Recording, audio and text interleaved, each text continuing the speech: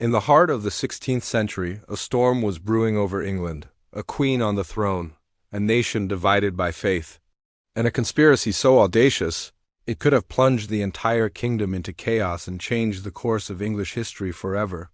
This is the story of the Ridolfi Plot of 1571, a deadly game of thrones played out in the shadows of Elizabethan England. By 1571, Queen Elizabeth I had been on the throne for over a decade, but her rule was far from secure. As a Protestant monarch in a deeply divided Europe, she faced constant threats from powerful Catholic neighbors like Spain and the papacy. The Pope himself had excommunicated her, effectively declaring her an illegitimate ruler and a heretic. This emboldened English Catholics, many of whom believed the rightful heir to the throne was not Elizabeth, but her cousin, Mary, Queen of Scots. Mary, a devout Catholic, was already a prisoner in England, a living symbol of an alternative future for the nation. It was in this powder keg of religious and political tension that a secret conspiracy began to take shape, one more daring and dangerous than any that had come before. At its center was a charismatic and cunning Italian banker named Roberto Ridolfi. Who was this man who dared to challenge the might of the English crown? Roberto Ridolfi was no mere disgruntled nobleman. He was an international man of mystery, a Florentine banker who had lived in London for years, building a network of powerful contacts. On the surface, he was a respected member of the city's financial community. But beneath that veneer, he was a fervent Catholic and a secret agent for the Pope. Ridolfi moved effortlessly between the worlds of high finance and high-stakes espionage.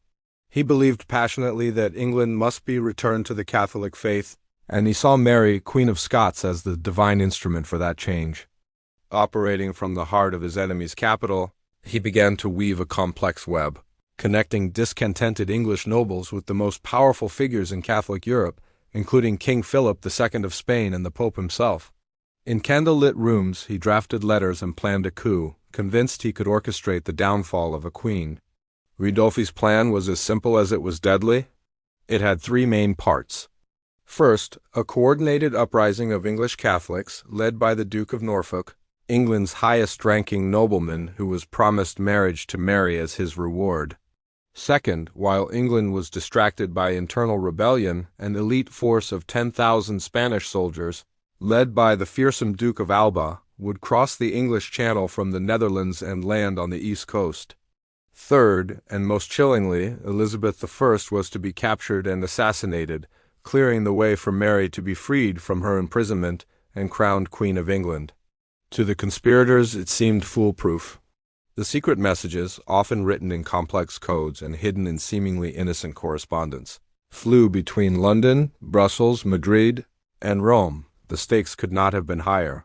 It was regicide, invasion, and revolution all rolled into one.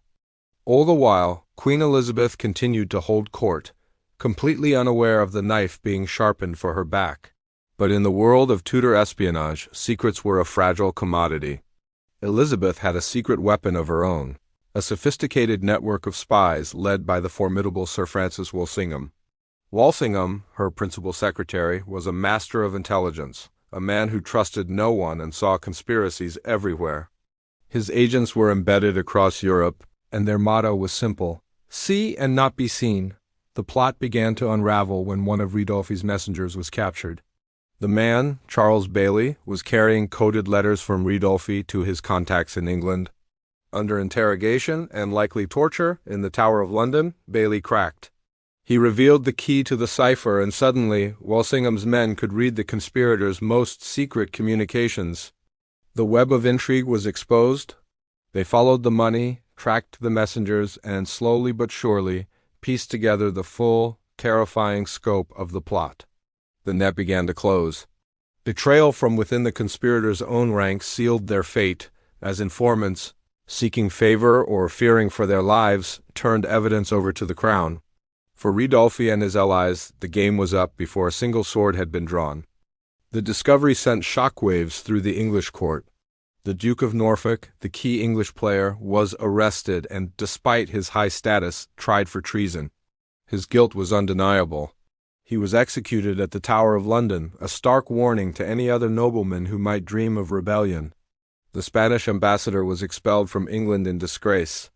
As for Roberto Ridolfi, the architect of the whole affair, he was abroad when the plot was uncovered, and wisely chose never to return to England, escaping the executioner's axe. The person at the center of it all, Mary, Queen of Scots, was implicated but saved from immediate execution, largely due to Elizabeth's reluctance to execute a fellow anointed monarch.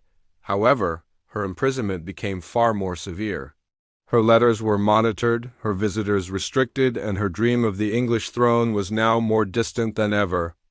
Elizabeth had survived, but the narrowness of her escape was a sobering lesson. She had stared into the abyss and seen just how many of her own subjects and how many foreign powers wished her dead. The failure of the Ridolfi plot was a pivotal moment in Elizabeth's reign. It didn't end the Catholic threat, but it fundamentally changed the Queen's approach to it. Her government became a fortress of security and surveillance.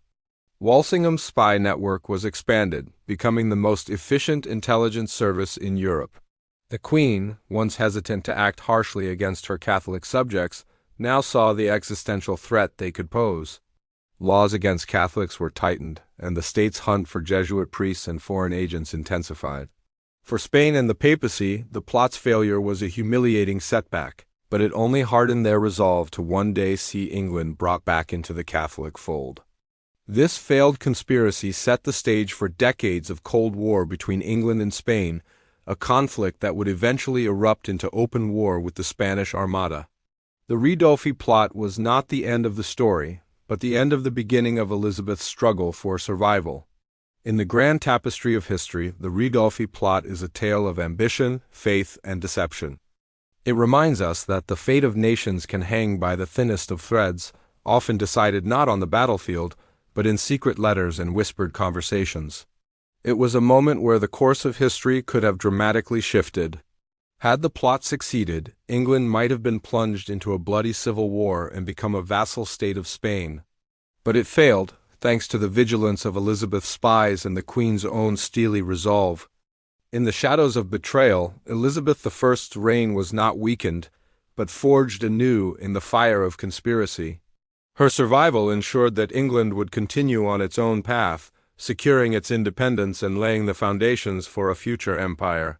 It's a powerful lesson in how intelligence, courage, and a bit of luck can change the world.